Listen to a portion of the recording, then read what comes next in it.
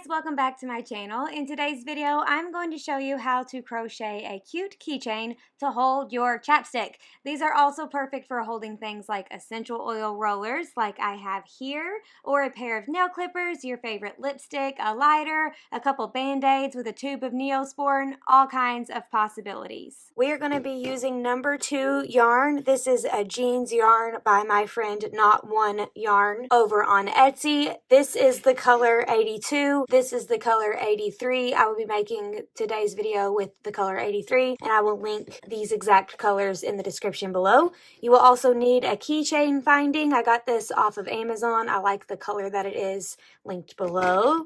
A D or 3.25 crochet hook. This is a Clover & More brand hook. This is my favorite hook brand to work with. I highly recommend it. A pair of scissors, a tapestry needle, needle and thread for sewing on your button, and a button. This is the size that I'm going with. That's the size that I have here. You could probably use a smaller button and it would work really well. I wouldn't go any bigger than this button, but this size works fine for my tension and all that stuff. We'll also need 4 stitch markers. These are also Clover brand and I love them. Okay, I like to use the center pull. We are going to start by chaining 43. So I'm going to make a slip knot.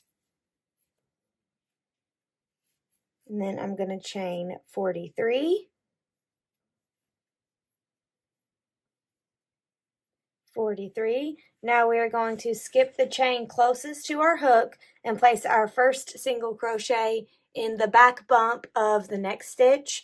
So I like to place my single crochets in the back bump. I think it gives it a cleaner look. So we're going to skip the one closest to our hook, skipping this guy, and we're going to insert our hook right here in that back bump. And that's where we're going to place our first single crochet. And that's 1. We're going to continue to single crochet all the way down. That's 1, 2, 3, and as you notice, I crochet a little bit funky. I yarn under instead of the traditional yarn over. That gives my single crochets a slight twist to them. I don't think it's going to affect the finished piece. If you yarn over instead of under, you can do what's more comfortable for you. This is just how I taught myself how to crochet, and this is how I'm faster. If I try to yarn this way, I'm much slower. So that's why I'm doing it that way. You're welcome to do it either way that you want. I'm going to continue to single crochet all the way down until I get 41 stitches. Okay, just did my 41 single crochets. Now we are back to the end of our 41 single crochets. We're going to place a single crochet in this last chain right here.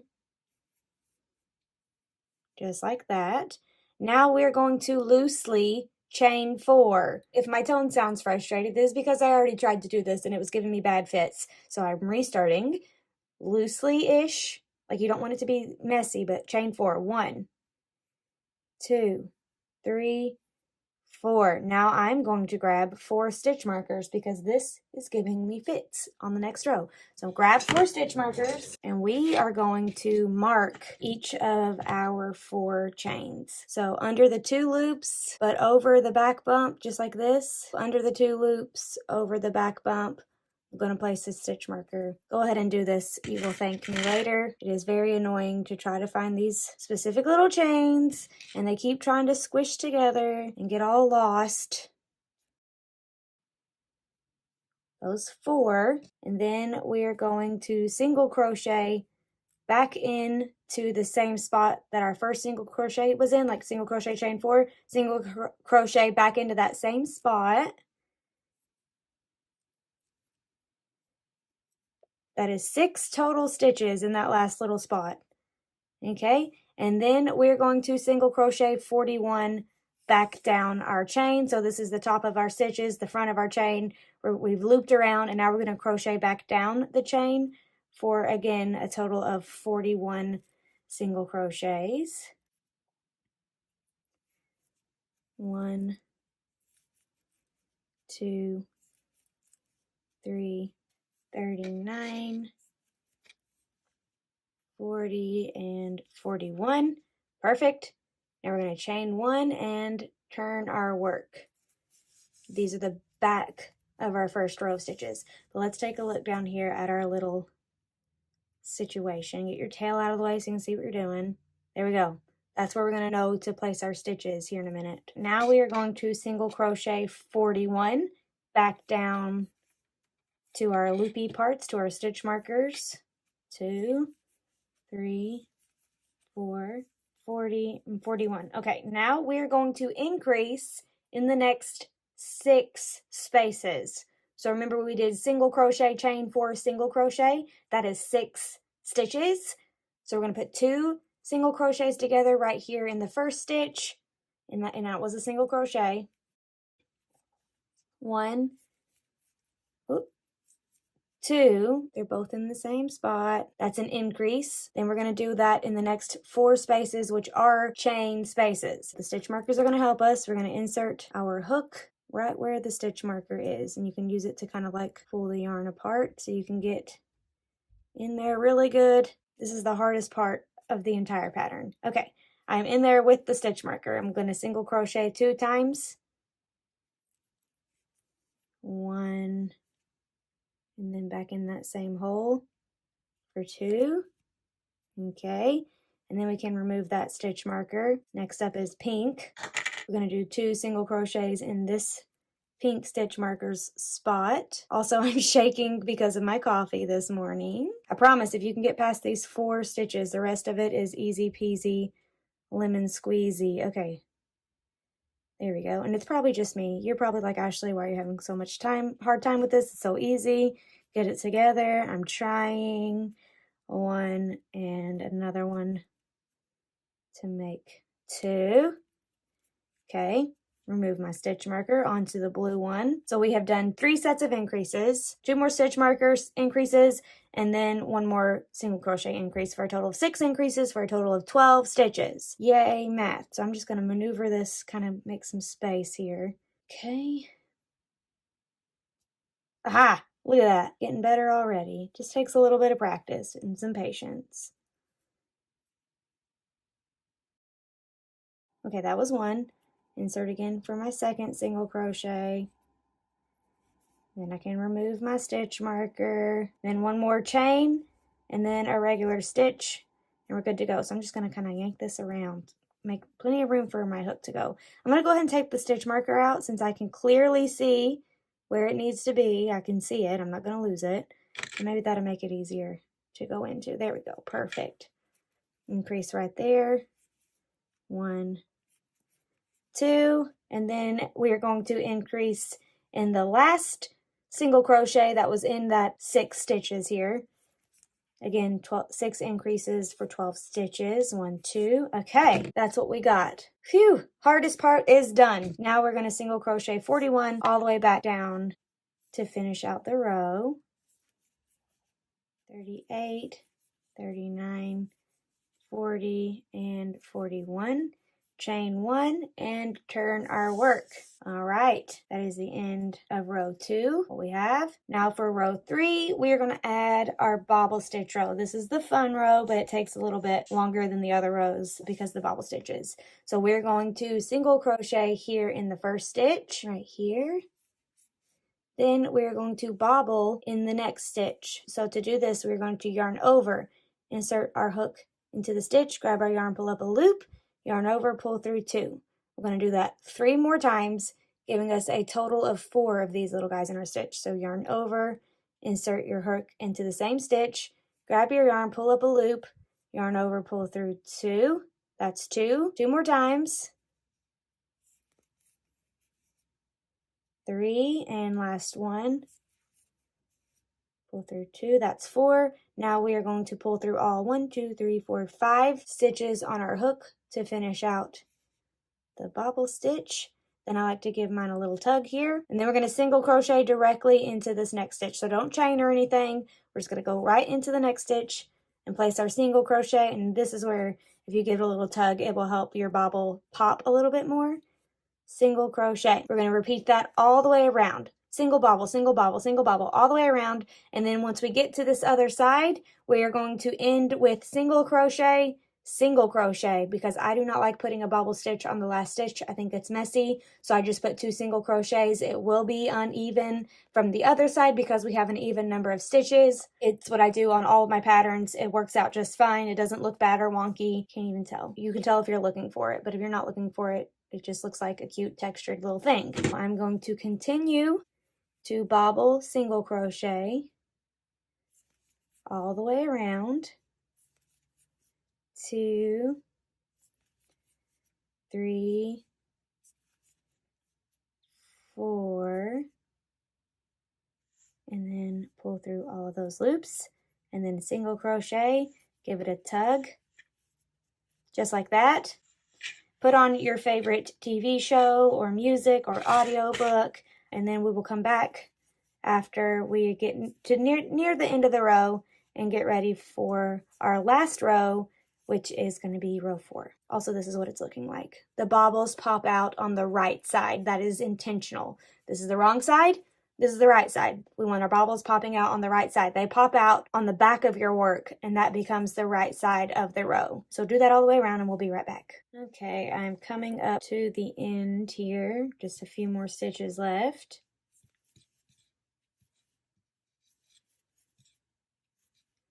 And then, as you see, I got 2 stitches left, and I mentioned we're going to just single crochet in both of those because I personally don't like ending on a bobble. I think it's messy looking.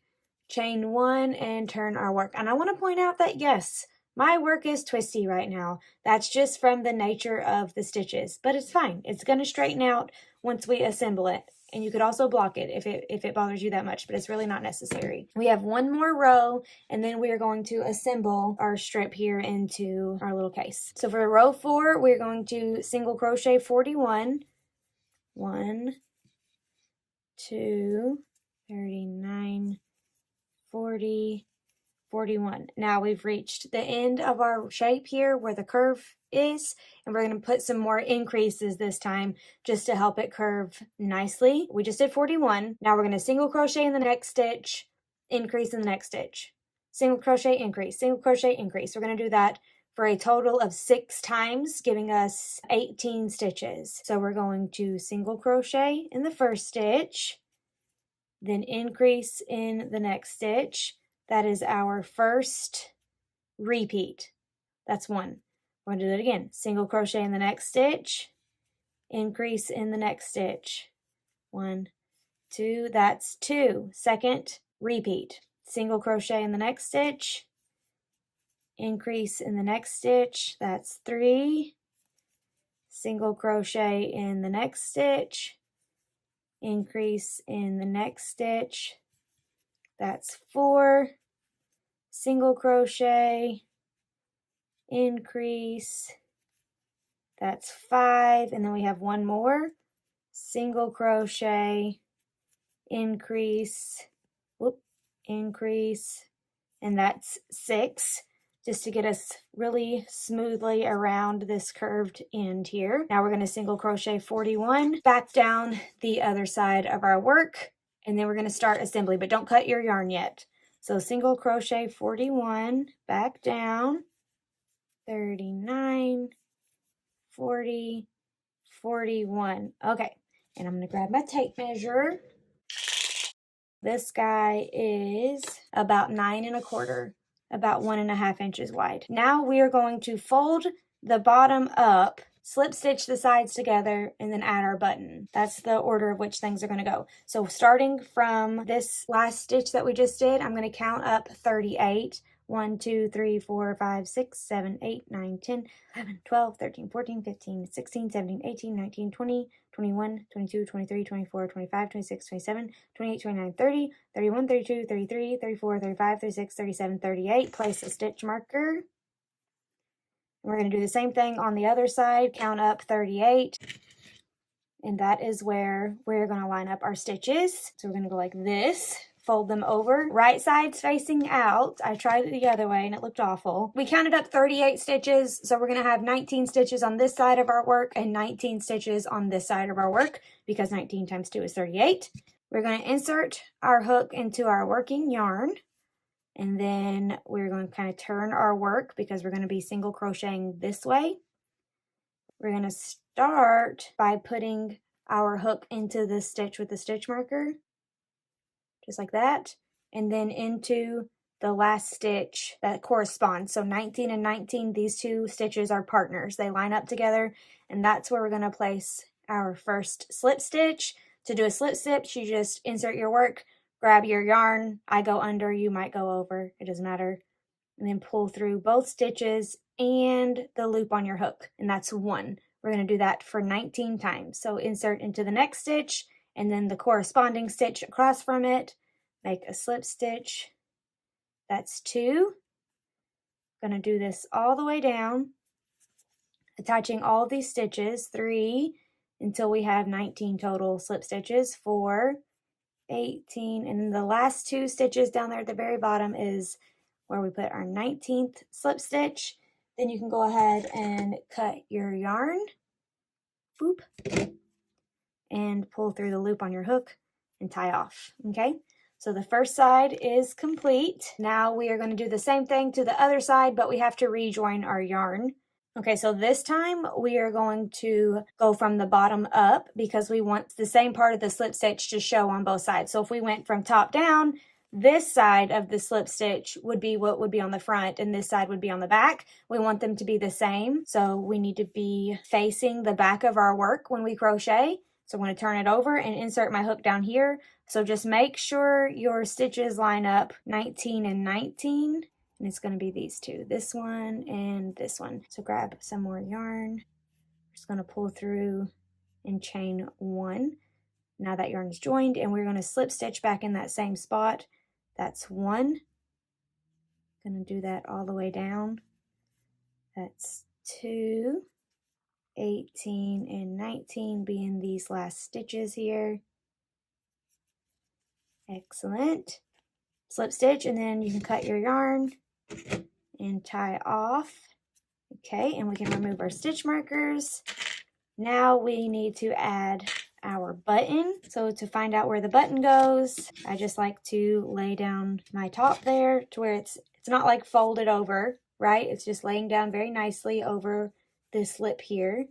And that's where my button is going to go. Go like this. You can stick your hook under there and point to the stitch that you want it to go in, and then move that back up. And so this is where we're going to add our button. Okay, and I will be using a needle and thread. I'm using embroidery thread, but if you wanted to use sewing thread, that would work too. Probably better, actually. Okay, there we go. We're going to go up from the inside, just like that, and then pull it through, and then leave a long tail so you can knot it off or sew it in or whatever you need to do. I would also prefer that my button had 4 holes instead of 2. I just feel like that's more secure, but that wasn't an option for me. And then now that I've got the first pass, I'm going to go up again, back from the bottom, just like that. And then go back through the other side, making sure to go through some of the stitches. And I think I'm going to do it a 3rd time, just to make sure it's nice and secure, because this button is going to be used a lot. Now I'm going to try to access the back of my button by kind of flipping it inside out a little bit and knotting it here. Okay, with a strong double knot. That's what I'm going to go with. It would probably be nice too to secure these tails with a little bit of glue if you had it. I'm going to do a double knot, and then I'm going to do like the way you would knot like a balloon. I don't know what this is called. It's very difficult because the thing is wandering around all over. Okay, I'm going to try to pull that knot all the way down close to my work, so it's just extra secure there. It's hard to see with the black. And then I'm going to tie it, or cut it off. Now we need to sew in all of our tails. Let's go ahead and test out our button situation. Perfect. Looking good, looking good. Okay, I'm going to flip it inside out to sew in all of my tails. But first, I'm going to insert my hook down here into the very bottom to the inside. So when I flip it inside out, it's on the right side and I can sew it in easily. So pull that in there. Okay, do the same for the other side. Pull that in there. Okay, now I'm going to flip it inside out. I'm careful with my button. You can also use those tails that you just pulled to help you flip it inside out. 2 birds. I'm going to sew in all of my tails. I'm probably just going to do one on camera with you because I show this in all of my videos. So you can watch any of them to see how to sew in your tail with a tapestry needle if you've never done it before. I just like to go in some stitches. Oops. Going in between the stitches, not where it's like super obvious on the other side, like literally in between the stitches. Okay, so I'm going to do that off camera and I will come right back and we will add our keychain findings. Okay, just sewed in all my tails, flipped it right side out again, looking really pretty. I'm going to go ahead and button it closed. Now we are going to add our keychain thingy. Now this is not perfect. I would rather it be completely straight across. I don't know why it's wonky. We're just going to do the best that we can. First, we need to attach the lobster clasp to the keychain part. Luckily, these keychains are pretty flexible. That's going to come in handy when we try to add it to here. Now we're going to kind of eyeball where we want it to fall, right? So I'm going to use these stitches to open up our keychain. It's going to be difficult. It's going to be more difficult on camera, but I'm going to try. I might have to take this out, but I got to eyeball again. This is where I want it to go. Kind of keep it open and keep my eye on it. Open my key ring here and just shove it on in there. It's not going to go. Okay, so let me open this and see if that will help. I'll go in from this other angle here. There we go. Got it under one stitch. And I'm going to finagle it. Okay, yeah, it looks good. It's not through the stitch, it is around the stitch. That's what we want. I'm going to pull it all the way through. Now our keychain is attached. Now you have a super cute crochet chapstick holder. These are perfect for selling in your crochet shops. They would make excellent stocking stuffers or thank you gifts, not to mention gifts for all sorts of occasions like teacher appreciation, birthdays, Mother's Day. I could go on. If you make any crochet chapstick holders, I would love to see them. You can tag me at A Crafty Concept across all of the platforms. Thanks for hanging out with me today, guys. Be sure to hit that subscribe button for more free crochet patterns and business tips teaching you how to sell your crochet things. I will see you in the next video. Bye for now.